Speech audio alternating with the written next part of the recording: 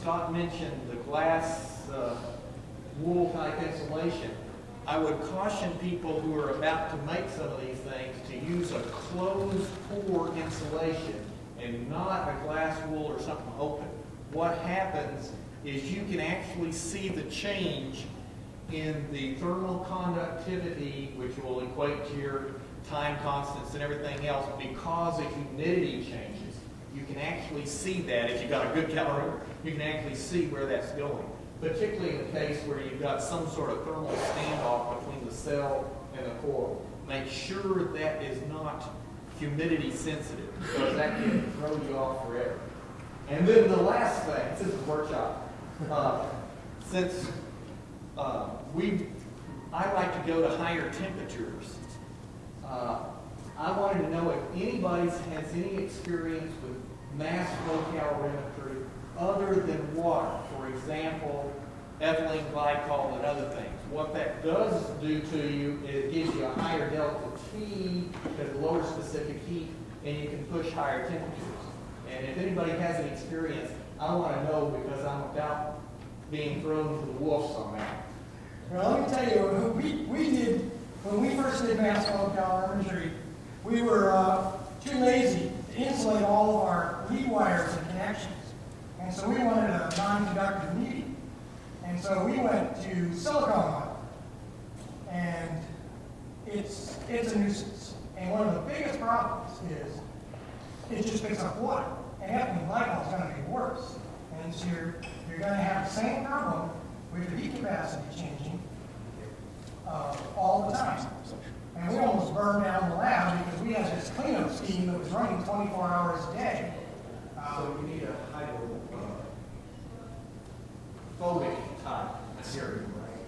If you do that? But it has to have a surface energy that's compatible with your cell. It doesn't do you much good if you have a big film of air around your cell because it doesn't wet. I mean, the silicone oil worked fine if we could keep it clean, but that turned out to be such a major nuisance. Because you're right, I don't know of any hydrophobic heat transfer fluids, but there may be some engineering materials out there that have been used. Well, how can we go overboard? Well, why do you need the water to go overboard? Like the example I gave earlier, the experiment is 300 degrees centigrade. The insulation just serves to let the sample be 300 degrees centigrade. And by the way, I take your point about the changing quality of the insulation, but in a completely enclosed heat exchange mass flow system, you don't care. It doesn't bother you if the insulation changes its temperature a little bit. Well, it changes your time constant. Yeah, okay. But you're going to operate at steady state. You're going to only really pay close attention to the answer when you're at steady state anyway, which is the point we say around too. But you can do great work with normal temperature water, and the experiment can be where you want it to be.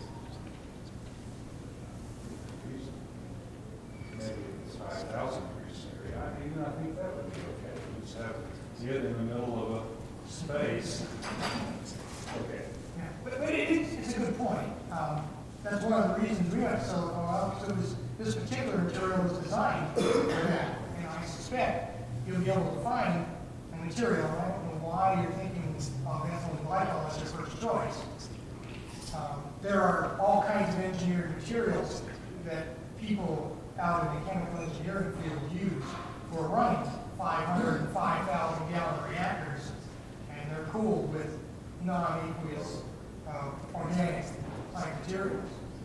Down the hall, who was that French group that did the oil, Dufour? Sure. Did the oil, circulating oil calorimetry. Do you know if they had any problems like he's talking about with water absorption? I never heard about that. Like that. Yeah. Maybe. I don't know. Just use a closed loop. What? Use a closed Close loop. loop, okay, yeah, close loop. Yeah. Now, we had an open bath. Of course, the other things you have to worry about in your design, if you can afford to close the whole system, that does make it a little easier. I don't know if you can. He had a good reason. Dufour had a good reason for using it. He wanted to circulate the oil past something that was at high voltage with respect to Well, even if you're low voltage, you know, any exposed electrodes, you don't want to do that because it's just going to have corrosion and the whole system is just going to go downhill. I have a question to all these people doing flow rate calorimetry. How do you measure the flow rate? That's a good question. And You measure the temperature and the flow rates. That's two difficult measurements. it is possible to measure the flow rate in an online manner with a system that monitors the flow rate, but it's difficult and expensive to get the necessary precision. It's more practical to design the system with the kind of pump that will deliver a constant flow rate. For example, a metering pump, like on that system over there, and then periodically check the flow rate with a manual procedure in which you collect the flow for a time period and weigh it, both of which you can time it very precisely and you can weigh it very precisely. And you can just do that enough times to satisfy yourself that the flow is not varying, that it does remain constant, and then let the data processing assume it's a constant. You know, I noticed that the flow rate varies with a pump like that, it varies with the current. If you are at high current and there are more gases dissolved in the liquid, that might change a little bit the flow rate by a few percent. Not That's that a much. good point. In the case of the circulating electrolyte, you have if you put the pump in the degassed side of settings. It's a good point, and yeah, we think we've knocked it down. I say we've stopped, but we knocked it down acceptably by having a large reservoir as our inlet, and our outlet is going through a constant temperature heat exchanger before it goes to the pump. And so the pump is always pumping degassed, constant density fluid. And then we measure it anyway. Yeah, but because of your gases, the load is not constant. So when you're doing the electrolysis, you're changing the pressure in the cell somehow, because you're putting gases in addition. So the flow rate is not really constant. You get back to the flowing electron, right? Yeah, the flow electrolyte. Yeah, that is a problem. And Dennis knows a lot more about that than I do. An alternative on measuring the volume, the flow rate, you can use a Tanzella cup, you know what I mean, one of those self-siphoning This is things. what You get the time between the fills. Yes. Is an event timer, and it shows that that's constant all the time. That's a very easy way to do it, cheap, easy. Yeah, well, you're talking about volumetric. We do one of those on top of a balance, Yes. and then pull the balance on a regular basis, and therefore we measure the mass and time directly. And you can also see a change in the flow rate as long as you keep on pulsing a control resistor in that flow. You need to do that every 20, 30 times on or whatever you're set it at, so that you can see it and it will be detected if there's a change in flow rate. Yeah. You need a calibration resistor actually, Yeah, particularly in the flowing electrolyte. or even without the flow rate. Well, if you're in a decent system that has a constant saturated air and it's at constant temperature, I would contend. Let me give you a counter example. When Kane did his talk, if you notice, he had I see it as a thermal gradient or a concentration gradient in there, which means that you can have evaporation off the top that will change during the course of the experiment, and therefore your heat pattern change will flow. The recovery rate will be different during the experiment, so you need to check that during the experiment. I agree. Just a little data, since we're talking about flow, it shows flow rate versus time for a peristaltic pump using a particular kind of tubing that's the most resilient type that's available. It's a trade name Norprene. It's a plot of the measured flow rate using the stopwatch and balance and collection method versus time. And a piece of tubing was operated continuously for 1 month in this pump, and you can see the values is around 1 milliliter per second. And mean value was 0.848, and observed standard deviation was about 1% relative. And that error directly impacts the sensitivity of the measurement, which is 20% is pretty good. And I think these constant speed ceramic piston metering pumps are probably this good or even a little better. Now, I think they're better, but, you know, everything has problems at some point. And nothing lasts forever. Yeah. The secret, I mean, is measuring it and assuring yourself that it's constant. And if you see something that looks like excess heat, one of the first things you need to do is measure the flow rate, make sure it's still right where you put it. The problem with peristaltics is you've got to make sure that your tubing is at the same temperature during the experiment. Because if it warms up or changes, elasticity changes, and it messes you up. That's the problem with those pumps. Well, that's true of any pump. If your fluid changes temperature, The density changes. then density changes and a constant volume pump is no longer constant mass. Yeah.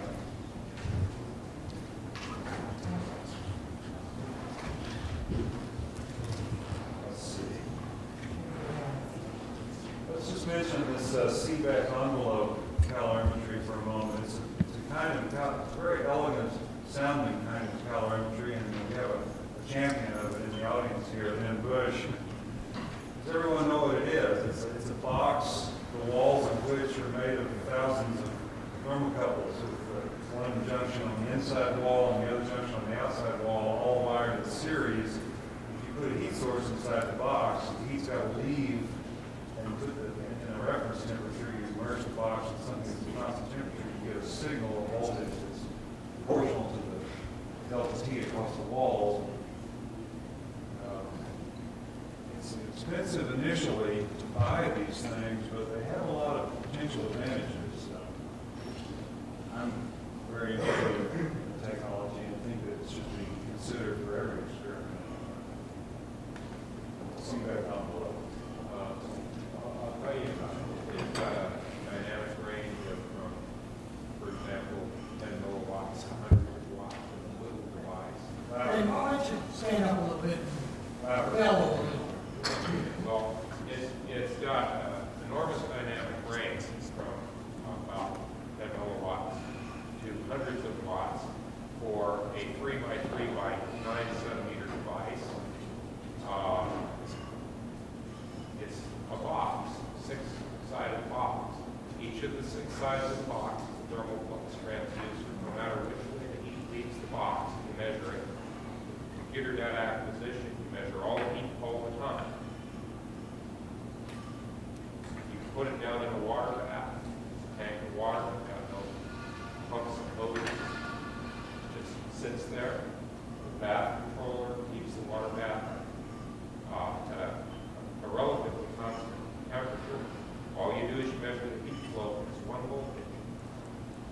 So it's real nice for computer data acquisition. Because they can be high performance, that is to say that the thermal flux transducers are allowed to heat the flow easily, not a good insulator. Because of that, they have a very short time constant. Typical parabolic calorimeter will have a time constant of about 30 minutes. That means in 3 hours you can see what the new equilibrium is if you make a power step, say on your electrolysis input. With the high performance Calvé 3 by 3 by 9 centimeters, you'll have a time constant of about 4.5 to 5 minutes. That means you can see what you're doing in half an hour. They're fast. They're rugged and extremely adaptable. You can get these devices that will operate up to 800 degrees C. You put it in a furnace, it's glowing red hot. You got to keep the temperatures sort of constant in there. You're doing good calorimetry, glowing red hot. They build them big, you can put people in them. You can. You can put people in them for cancer research, what's their metabolism like. You can build them with any it, you don't need it. Whatever is going on inside there, the heat flows out, you measure it all, that's it. What about the zero? Aren't they, don't you have an intrinsically stable zero? As you measure towards zero voltage, we can have a problem with stability, lead lanes, things like that. But if you're careful about it, you get pretty close. You don't have to poise the system. You don't have to sit there and put in, say, 2 watts to get the system into the linear range. 10 milliwatts, 20 milliwatts. Right. All of a sudden you measure good voltage. My point, in the other methods we've discussed so far, both mass flow and isoparabolic, you're always involving these 2 temperature sensors to come up with a delta T, whereas this thing gives you one number that's proportional to the delta T, and it goes positive when heat's flowing out and negative when heat's flowing in. Right. But you don't measure temperature, you measure heat flows. So you measure. It doesn't matter that the temperature isn't some level. The temperature could be 2 degrees higher. Everything's the same. It's just a matter of the heat flow. You just measure the heat flows. That's all. You don't measure temperature. The absolute accuracy of temperature measurement really doesn't matter. Okay, that's good. I think we're going to see that there are probably 1,000, not 1,000, but there are many ways to go after this calorimetry measurement. I think it's exceedingly important. To me, back to the first thing you said, when you confront a new experiment, you need to evaluate all these possible methods and choose the best one. I brought some brochures along on the subjects where I wrote up something and so on, so you can see what I'm talking about. It's all written down. Oh, good. Well, Scott and Ben touched on a point that I think is very important and really can't let slide by, and that's a constant reference temperature. And virtually any, in some calorimeters it's more important than others. In some it affects your actual measurement, and others it just affects your time constant. But still, if you have a diurnal room temperature that's totally uncontrolled and going up and down, some of these isoparabolic calorimeters are going to have trouble with it. People opening and closing doors and stuff like that. And to some extent, if you've got a mass flow or if you're using a water bath as your reference, controlling the temperature of that water bath to very high tolerances is usually pretty important.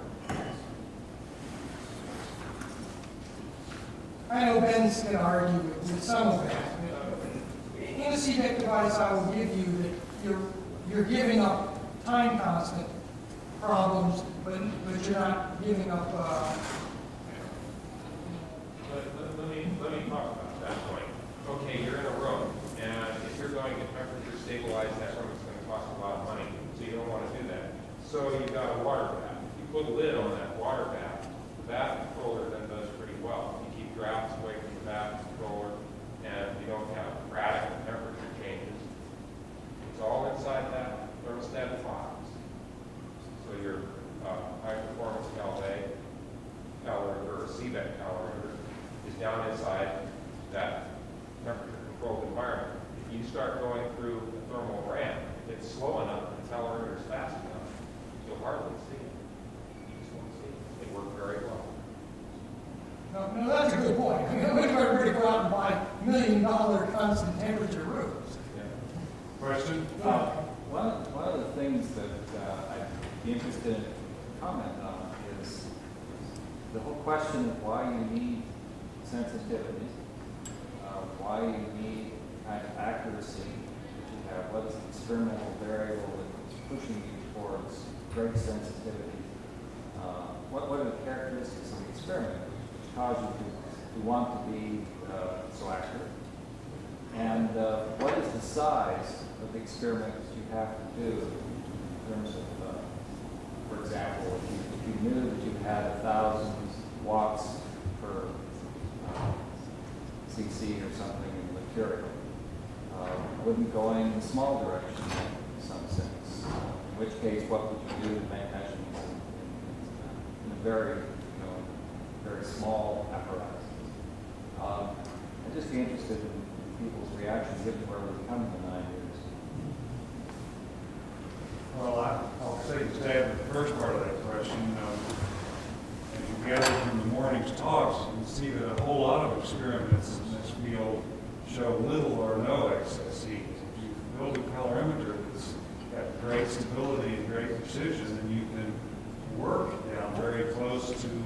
you can work with these small quantities of excess heat. You can quantify them precisely and draw conclusions as Kubri did this morning about samples that do or don't produce excess heat, some that do a little bit, and some that do a lot. This, I think, is important to get anywhere in these material characterization studies is to have good precision in calorimetric measurements. Before you speak, I think what Mike Village is trying to get out of us is 9 years later, should we still be designing experiments where we're worried about millivolts? Or should we be designing experiments where watts are important? You are not creating the system is the way it is. And if you want to study how the system evolves, you'd better start at a low level and watch it evolve to a high level. If you build a system which will only measure a high level of excess heat or anything, then you're going to be stuck with a high level. You'll never know how you got there in the first place. So you're going to miss most of the information. But there's another side to this. If you are in the field where you're going to be criticized, then you better make your statements at a high level of statistical significance. So if you say, I've got 50 milliwatts in excess, it doesn't matter very much whether your device is accurate to a milliwatt or 10 milliwatts. The statistical significance of your statement will be much better if you have a highly precise and a highly, not just, you want to have it precise because you want to see the evolutionary time, but you also want to have it accurate so that you make a specification. And I think that is something which has developed this field because nobody has not been too sure about what the precision or the accuracy of the experiments really are. And this is, I'm sorry to keep on plugging isoparabolic calorimetry, but it's a damn sight easier to specify that for an isoparabolic calorimeter than for anything else. I've got to agree that especially for the people who want to build the matrix experiments, it's going to be a lot easier. May I just make one other comment about the thermostatic rule?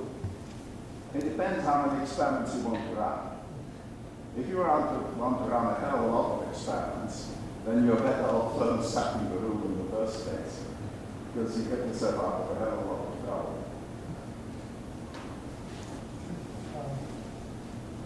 We're coming on towards 8:30, and I thought there were a few points, well, there should be a few points made at the end of this. We don't want them to be all preconceived notions, particularly the two of us up here, since I'm sure some of you are wondering why us two, and it's more along the lines that they asked for volunteers, everybody else stepped backwards. Scott, can I ask you a question about, I know you did some work with dual methods, using a calorimeter within a calorimeter. Yes. And something like that was discussed this morning. Yes. Showing one method grossly different than Actually, two methods completely independent of each other, but both operating simultaneously on the same sample. It's an excellent strategy to improve the validity of the result.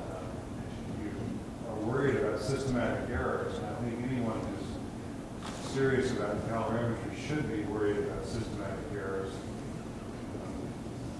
Then having two independent methods that are operating together, they both agree to get the same positive result, that sort of squares the reliability of that result.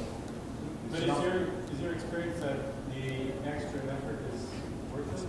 Well, In what cases would you think it would be worth it? that's a real good question. Ed has also recently been working in this area and has actually seen, as the guy did this morning from NHE, presented the data that showed that you can have an isoparabolic calorimetry, you can have an apparent excess heat signal, but the mass flow operating at the same time showed no excess heat signal. That's happened to you. And it's never happened to me, although I've operated a mass flow in a dual method calorimeter quite a bit. I've never seen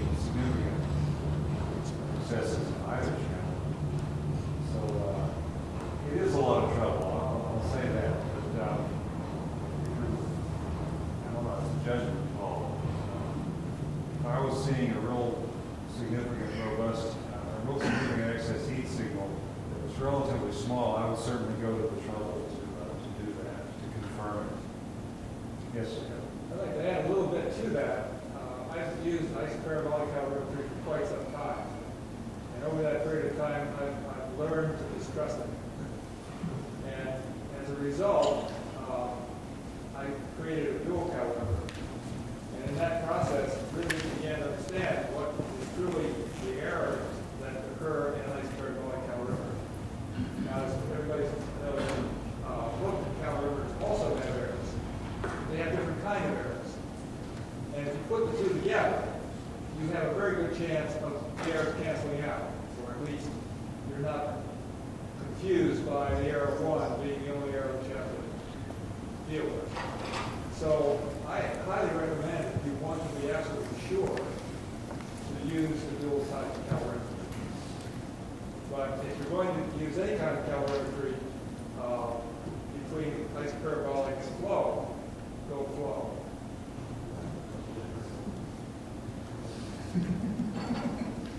Martin, aren't you going to stand up?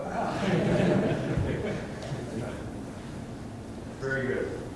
Dennis? I just had a thought, wild, crazy thought. Is it possible to take a seabed calorimeter, take the outer aluminum jacket, rather than dipping it in a constant temperature, run a hole through it to get the delta T new flow through the outer jacket of the seabed? Sure, you could have a triple. You can have a double or triple way to do that. And then Seabed we We want to talk types. I guess the seabed calorimeter is an isoparabolic. Yes, isoparabolic, good thermal temperature calculation. You don't have to make that assumption. You don't have to make the assumption that it's well mixed inside. Because no matter which way the heat flows out, you measure it all. You measure it all the time. You don't have to make the isoparabolic assumption. The device can be made in any configuration that's reasonable.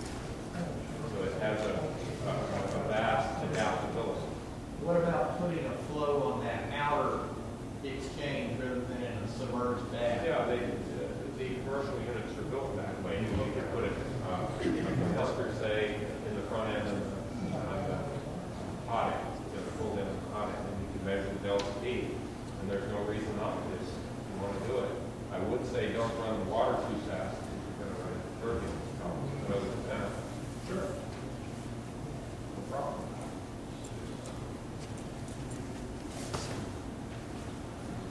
Okay. I have a few points that I just want to take away, and then Scott's going to go back with his little calorimeter, and we'll start wrapping this up. But some of the things, what we've talked about, and we've learned over the years, is with simple things like temperature measurement, you have to be careful about what we're calling the stem depth. If your temperature measurement device is sunk to your reference temperature too well, then you could have a loss, particularly if your reference temperature is changing. So it's best to insulate that as well as possible so that your temperature measurement device sees 99% of its heat or temperature change from the inside of the calorimeter, and very little from the outside. Input power, IR drop along the leads. Again, depends how sensitive you need to be. If you need to be sensitive to the milliwatt range or tens of milliwatts, you've got to do 4-terminal voltage measurements on your cell or anything else that you're measuring power at the calorimeter boundary. And those things you want to make sure everybody knows about. And with recent advances in the field, non-DC is becoming more and more popular. And boy, I've heard all kinds of people talking and worrying about whether they're actually measuring all the power in their non-DC type experiments. And there's obviously no rule of thumb. There's no panacea that I've heard of yet that makes sure that you're going to measure all your power when all your power to your cell is non-DC, or even any of it is in non-DC mode, even if it's just ripple on top of a bad power supply. So unless anybody knows of some cheap, simple device, I think everybody's going to have to design their calorimeter, i.e. the electrical portion of the power measurement, of the calorimeter with those thoughts in mind. Yeah, I second the motion about the input power measurement. Of course, it's equally important to the heat measurement. What we're ultimately going to do with the results is ratio the output power to the input power. Particularly in some AC applications, I've experienced a lot of difficulties. There are some instruments on the market, power analyzers, that can do a very good job with this measurement, but they're not cheap, and not all of them work as well as the others.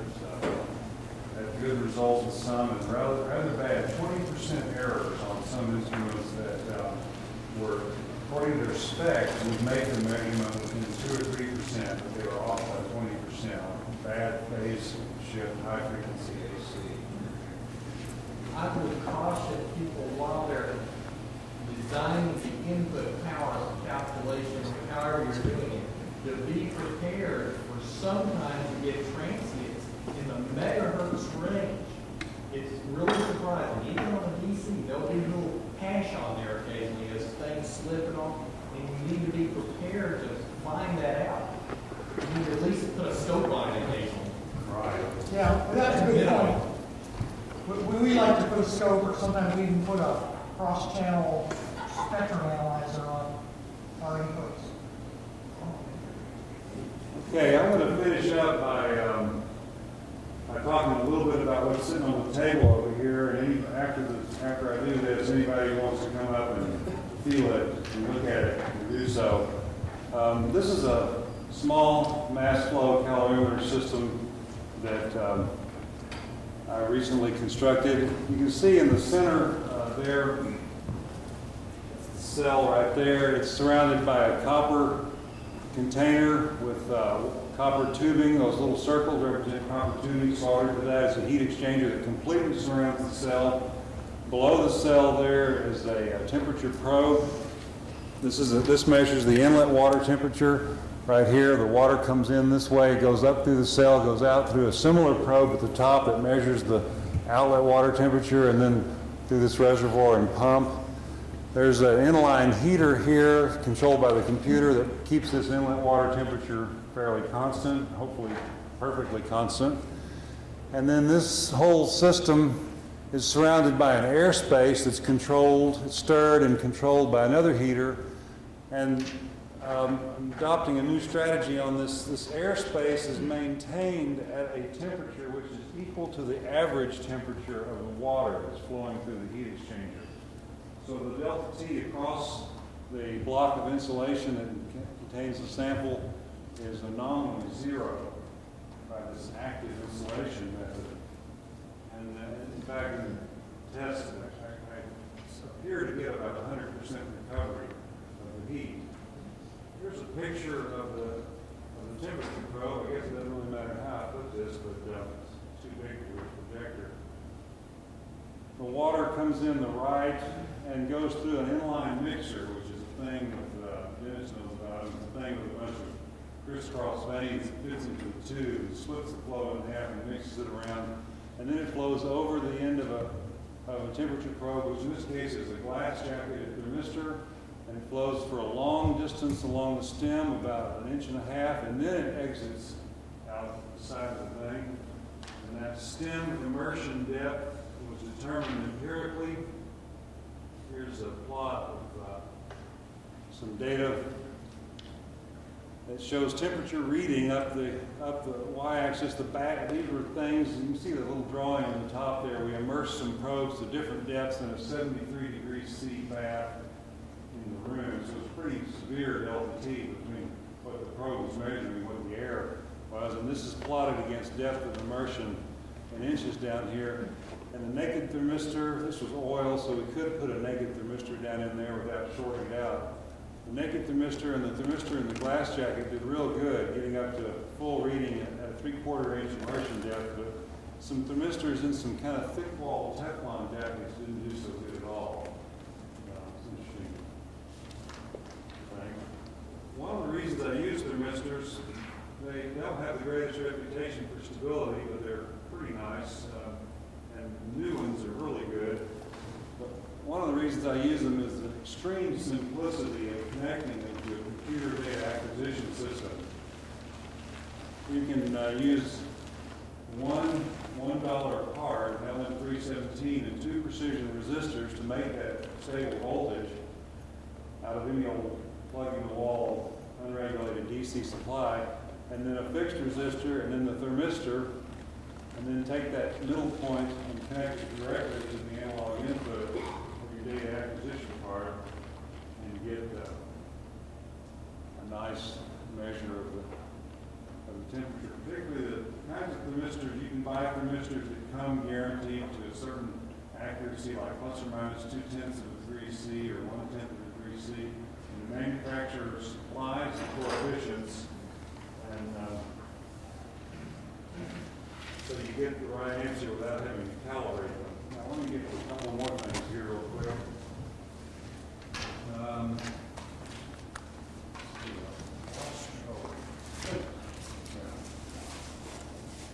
Okay. Those of you who have never built a computer-controlled calorimeter might be wondering, well, what does a computer do? Step one, it sits there, it reads all the analog inputs, it calculates the resistance of each thermistor from the measured voltage. In this case, substitute whatever you need to do for RTDs or thermocouples. Calculates the temperature for each thermistor, in this case using this sine-part equation, and the values of A, B, and C are supplied by the manufacturer and give the right answer to within 0.2 degrees C. Calculate the output power. Calculate the input power from the measured value of voltage and current. Plot the data on the screen, log it to disk, and then regulate the reference temperatures. In my case, the computer is responsible for controlling the reference temperatures, and then go back and wait for the next sample interval to arrive. That's just a brief outline of what the computer program is doing. Just a quick look at how the temperature regulation algorithm works. You measure the temperature to be regulated, compute the error. The computer knows what the desired temperature is, so you compute the error. Compute the rate of change of error by comparing the present value of the error to the previous value of the error from the last time you took data. And then apply this formula down here, which is a proportional derivative kind of control formula. And G and D, you can either study control theory and learn a lot of fancy math and figure out how to predict that, or you can just play around with the numbers until it works pretty good. My approach. And one last thing I wanted to show off, which is something that we did with calorimeter similar to this one, but not identical. This is an interesting test of a calorimeter which involved charging a NiCad battery in the calorimeter chamber. We started with a discharged NiCad battery and put it in the calorimeter chamber and let everything come to equilibrium. And up to that first little point right there, right at that point there is when we decided that things were pretty well at equilibrium. This red trace right here is the measured heat power coming out. At this point here, we reset the energy accumulators in this system and turned on the purple line, which is the input power, went up to about 3 watts, and we started charging the battery in the chamber. And you can see that for the first few hours of that charging, there was essentially none of that input power was converted to heat. This P out trace stayed right on the baseline. But after about, this bottom axis this is a 4-hour span here. After about 4 hours, the batteries were starting to get charged, and now you can see that they're warming up. And this red line goes on up, and finally, after about 4, 8, 12, 14 hours, at the end of the charging period, all of the input power is being converted to heat, and there's a good match between P in and P out. At that point, we shut off the charging, and we let the batteries cool off. You can see that red curve tapering down like that. Over here at about 12, 14, 1,500 hours on the next day, after things had returned pretty much back to zero, we connected a discharging resistor to the batteries. The resistor is located in the chamber, so the heat, the energy that was stored in the batteries was now dissipated in the calorimeter chamber. You see this big heat pulse that goes up and comes back down as the batteries discharge completely. What's nice to see here are look at the blue and green lines. The blue is the integrated electrical energy input. It just goes up kind of linearly all the time. The input power is on. Then when we shut off the input power, it just sails on over there constant. The green shows the integrated heat output power, and it comes up like this and levels off there. And the difference between the blue and the green there at that point out there is equal to the chemical energy stored in the batteries. And then when we discharge them, you can see the green comes on up and matches rewardingly close to the total input energy at the end of the whole, let's see, 2.5 day run. Yes? You know, when you measure small amounts of heat, do you have to worry about the pump heating the water up? Pump itself? It's a good question. In a system like this, where the pump is completely external to the system, the answer is no. You're going to go ahead and heat the water anyway to bring it up to the desired set point, and the pump actually helps you a little bit. But in another calorimeter we constructed, the dual method calorimeter, where we had a flowing electrolyte cell completely contained within an isoparabolic calorimeter, the pump heating was definitely a part of the input power. And to minimize it, we put only a peristaltic pump inside. We ran a fiberglass drive shaft through the wall to an external motor, so we didn't have the I-squared-R losses in the motor dumped into the chamber, and just the mechanical work done to squeeze that rubber tubing. What about the tubing part of that? Is that a consideration? I don't know. We measured this, it was about 1/4 of a watt dissipated in squeezing that rubber tubing going around, which was significant. Fortunately, it stayed fairly stable, and we were able to characterize it and measure it, and we did a zero run. We looked at that and see how good it was. And it changed when you change the tubing in the peristaltic pump, which you have to do every once in a while. It would always be a little different because you can't load those pumps exactly the same every time. There's tension on it. That's a good point.